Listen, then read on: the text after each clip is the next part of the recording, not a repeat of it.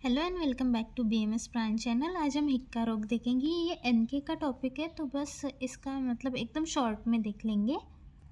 तो देखो, आचार्य चरक ने हिक्का और श्वास को एक ही अध्याय में रखा है। हिक्का क्या होती है? किसी रोग का लक्षण के रूप में भी उत्पन्न होती है या स्वतंत्र व्याधि भी उत्पन्न होती है। ये कभी कभी ऐसी उत्पन्न हो जाती है और खुद ही शांत भी हो जाती है। ये वात कफज व्याधि है और आमाशय समुत्थ व्याधि है। उसके बाद उसकी निरुक्ति, तो जिस व्याधि में हिक हिक शब्द उत्पन्न होता है उसे हिक्का रोग कहते हैं। हिक्का के निदान क्या है? तो ये वात कफज रोग से होता है, तो वात और कफ के जो भी निदान है वो आ जाएंगे। देखो, गुरु गुरु और रुक्षण, शीतल शीतल आहार या शीतल पेय, शीतल आहार या शीत स्थान में निवास करना। उसके बाद विदाही द्रव्य का सेवन, रज धूम तेज हवा, इसके वजह से व्यायाम की वजह से, सांस को अधिक करने से, अतिभार वहन, वेग संधारण, व्रत उपवास, आमदोष, अभिघात तथा अतिव्यवाय, क्षय रोग, वातादि दोष का अति प्रकोप, विषमाशन, अध्यशन तथा समशन के रूप में। ये हिक्का कई व्याधियों का उपद्रव स्वरूप भी रहता है। नेक्स्ट है उसकी संप्राप्ति। तो देखो कैसे होंगी। सबसे पहले आपने निदान सेवन किया, निदान सेवन से क्या होगा? दोष प्रकोप होगा, वात दोष का प्रकोप होगा, वो प्राणवह स्त्रोतस में जाएगा। प्राणवह स्त्रोतस में जो कफ है उसको वो दूषित करेगा, जिसकी वजह से स्त्रोतरोध होगा प्राणवह स्त्रोतस में।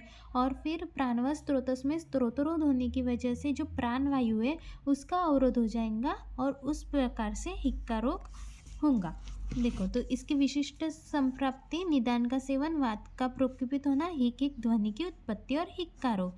हिक्का रोग और जो श्वास है उसकी संप्राप्ति आचार्य चरक ने सेम प्रकार की बताई है। अभी ये संप्राप्ति देखिए, उसके बाद संप्राप्ति घटक। तो दोष कौन सा है इसमें? वात दोष है। उसके बाद कफ भी है, कफ भी दूषित हो रहा। दूष्य कौन से है? तो श्वास वायु और रस ये दूषित हो रहे। उसके बाद अधिष्ठान, स्वरयंत्र, आमाशयोत्थ व्याधि है। स्त्रोतस प्राणवह, अन्नवह और उदकवह। मेन स्त्रोतस इसका प्राणवह। स्त्रोत दृष्टि संग होती है और विमार्ग गमन भी। अग्निदृष्टि इसमें अग्निमांद्य होती है और स्वभाव मृदु है। साध्यत्व तो साध्य व्याधि है। आचार्य चरक और सुश्रुत ने इसके 5 प्रकार के हिक्का बताए। तो देखो, आचार्य चरक ने महा हिक्का बताया, गंभीर हिक्का। देन उसके बाद हिक्का के प्रकार, महा हिक्का, गंभीर हिक्का, व्यपेता हिक्का, क्षुद्र हिक्का और अन्नज हिक्का। सुश्रुताचार्य ने भी सेम बताया, लेकिन इन्होंने व्यपेता हिक्का की जगह यमला हिक्का बताया। एक ट्रिक है ऐसे ही, देखो, महागंभीर व्याधि क्षुद्र अन्न से हुई, मतलब महाहिक्का, गंभीर से गंभीर, व्याधि से व्यपेता, क्षुद्र अन्न मतलब क्षुद्र और अन्नजा। सुश्रुताचार्य ने यमला हिक्का एक बताया। उसके बाद है पूर्व रूप। तो देखो, आचार्य चरक ने हिक्का के निम्न पूर्व रूप वर्णन किए: गौरवता, कटुका, आस्यता और कुक्षी में आटोप। बस 3 पूर्व रूप है: गौरवता, कटुकास्यता और आटोप। ये 3 पूर्व रूप। उसके बाद लक्षण। लक्षण तो मेन एक है कि हिक हिक करके ये ध्वनि उत्पन्न होती है। भेदानुसार जो लक्षण है वो कर सकते हैं। एनके का टॉपिक है तो ये इतने इम्पोर्टेंट भी नहीं है। चरक ने महाहिक्का को महामूला बताया, महावेगा, महाबला और महाशब्द बताया। मतलब महामूला, महावेगा, महाबला और महाशब्द। देखो, महा नाम है, महा मतलब बड़ी, तो उससे याद रखना कि बड़ी हिक्का है, तो उससे क्या होगा? मांस, बल, प्राण ये क्षीण हो जाएंगे। उसके बाद संज्ञा का नाश होगा, वो नष्ट कर शरीर में जकड़ाहट होंगी। तब स्मृति का नाश, स्मरण शक्ति का नाश होगा। वाक स्तब्धता, शंख प्रदेश में स्तब्धता। उसके बाद महाहिक्का है तो बहुत बड़ी हिक्का आ रही, इसलिए अश्रुपूर्ण नेत्रता, मतलब ये ऐसे ही याद रखना। अन्नवह तथा उदकवह स्त्रोतस का अवरोध होगा और संपूर्ण शरीर में कंपन होगा। देन गंभीरा हिक्का के लक्षण। गंभीरा में भी मतलब गंभीर हिक्का है ना, तो उससे भी क्रूश हो जाएगा, हाँ, रोगी।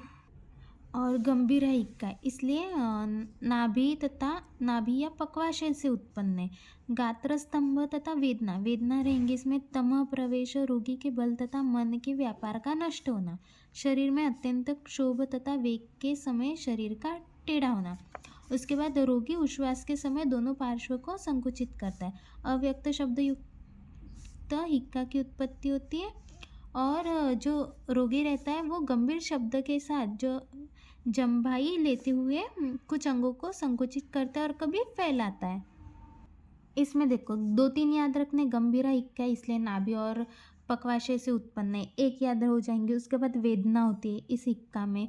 उसके बाद तमः प्रवेश, ये भी याद हो जाएगा। और बल का नाश करती है। उसके बाद क्रुश करती है, ये दोनों मतलब नाम पर से याद हो जाते हैं। उसके बाद व्यपेता हिक्का के लक्षण, तो इसमें व्यपेता हिक्का 4 प्रकार के अन्न के सेवन के बाद उत्पन्न होती है। इसके लक्षण देखो, व्यपेता से याद रखना व से वमन। वमन मतलब ऊर्ध्व गति से दोष बाहर निकल रहे, तो अधोगति से भी याद कर लेना, मतलब अतिसार। ऊर्ध्व गति से वमन, अधोगति से अतिसार।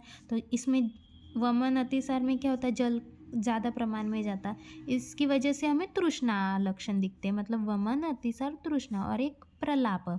उसके बाद ज्ञान शून्यता और मुखशोष, देखो तृष्णा है इसकी वजह से मुख शोष हो रहा। उसके बाद अश्रुपूर्णता, उदर में आधमान होगा, शरीर का आगे या पीछे टेढ़ा होना और लगातार नहीं होती, वो रुक रुक कर उत्पन्न होती है। उसके बाद अन्नपाक के पश्चात वेग में वृद्धि होना, इसके भी 2-3 याद रह सकते। ये तो वमन अतिसार तृष्णा, तृष्णा की वजह से मुख शोष, और एक अश्रुपूर्णता, ये हमने महाहिक्का में भी देखा था, आधमानता और रुक रुक कर होती है। नेक्स्ट हिक्का है क्षुद्र हिक्का। तो क्षुद्र हिक्का अधिक व्यायाम करने से जब वायु प्रकुपित होती है और कोष्ठ से जब कंठ प्रदेश में आती है तो उसकी वजह से क्षुद्र हिक्का होती है, ये ज़्यादा गंभीर नहीं होती। तो इसके जो लक्षण है, तो ये दोष प्राणवह, अन्नवह तथा उदकवह स्रोतों को अवरुद्ध नहीं करता, मतलब ये ज़्यादा गंभीर नहीं होती।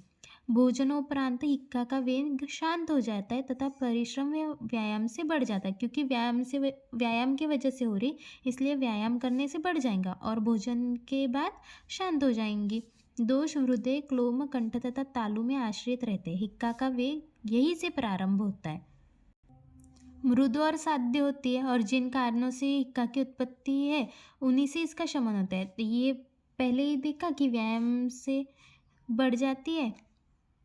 देखो ये बताए थे कि ये अवरोध उत्पन्न नहीं करती है स्त्रोतोसोन में। उसके बाद व्यायाम से बढ़ जाती है, भोजन उपरांत शांत हो जाती है। उसके बाद मृदु और साध्य होती है, मतलब ये ज़्यादा कष्ट वाली हिक्का नहीं होती। उसके बाद अन्नजा हिक्का, तो जो व्यक्ति अति मात्रा में अन्न या जल का सेवन करता है तो उसका जो वायु है वो प्रकुपित होता है और कोष्ठ से ऊर्ध्वगमन करती है। इसके और निदान है, जो कि अति मद्यपान, अति क्रोध, अति भाषण, अति मार्ग गमन, अति हास्य या अति भार वहन। तो देखो ये छींक के साथ उत्पन्न होती है। जलपान तथा अन्नपान के बाद ये स्वयं शांत हो जाती है और मर्म प्रदेश तथा इंद्रियों में किसी प्रकार की बाधा उत्पन्न नहीं करती।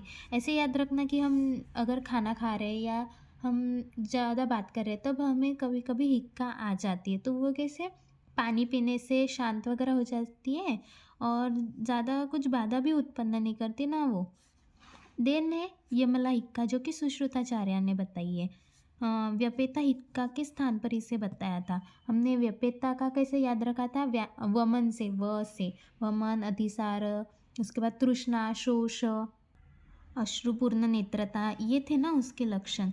तो यही मतलब सुश्रुत ने व्यपेता के स्थान पर इसका वर्णन किया है। इसमें क्या होता है, यह हिक्का ये क्या करते हैं, शीर और ग्रीवा में कंपन उत्पन्न कर रुक रुक कर 2 वेगों के साथ उत्पन्न होती है।